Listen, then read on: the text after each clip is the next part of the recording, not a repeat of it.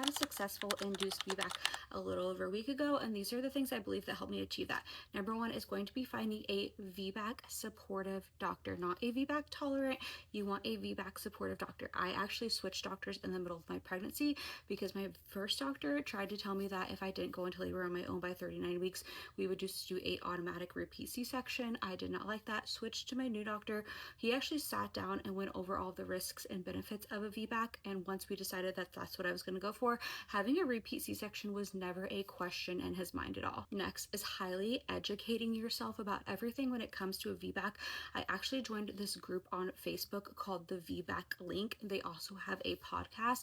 There's so much good information there. I was constantly listening to this podcast, so many different stories depending on why you had a C-section the last time. There's also just so many positive birth stories people are sharing in there. I read the Ina May Guide to Childbirth, also just a really good thing to read because you really just understand the whole process that your body is going through.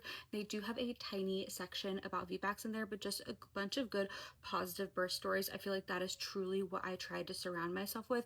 And even when I found out I was going to be induced, I also listened to a bunch of like VBAC induced positive birth stories as well. Now, I believe staying active during my entire pregnancy helped. I was quite literally working out up until like the week before I delivered, and I believe that really helped me be able to have the energy to sustain going through 26 hours of labor. If you're able to, I highly recommend hiring a doula.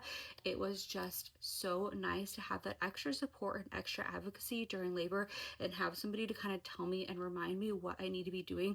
Also having a supportive partner. My husband knew the entire time that I wanted a VBAC. He even knew that I wanted an unmedicated VBAC, but when we got to the point that I just could not do it anymore, he was still there to support my decision every step of the way. Trusting your body and advocating for yourself your entire pregnancy and even during labor as well, because when I went in for my induction, my OB had his own plan, but I did not agree with his plan, and I advocated for myself, and I wanted to try something else instead. And while yes, it made my labor a little bit of a longer process, I still just wanted to do things my way. So definitely advocating for yourself is going to be the biggest thing when it comes to birth. Staying as active as you can during labor. If you're able to, go as long as you can without an epidural, and changing positions every 30 minutes, whether you're walking the halls, you're doing the mile circuit, you're doing stretches on your yoga ball. I also did a bunch of labor prep stretches starting around 30 weeks pregnant as well. If you're hoping to go for a VBAC, I hope this helps you feel like a little bit more supportive. But like I said,